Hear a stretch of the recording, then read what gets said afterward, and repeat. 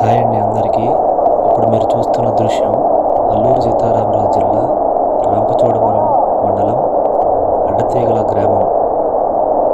అక్కడ ఇటీవల కురిసిన వర్షాలకి వాగు పారుతూ ఉంటుంది. ఒక ప్రసవం అయిన తల్లి తనకి హాస్పిటల్ నిమిత్తం అవసరం అయినప్పుడు ఇలా వాగు దాటుకుంటూ వెళ్ళిన దృశ్యం చూపరులకి ఎంతో బాధ కలిగించిన విషయం. వీళ్ళ జీవనం ఇప్పుడు చావు బతుకుల మధ్య కొనసాగుతూ ఉంటుంది. ఇప్పుడు చూసాం కదా, ఒక ప్రాణం కాపాడడానికి ఎన్ని ప్రాణాలు ఎంత త్యాగం చేసి ఆ వాగు దాటుకుంటూ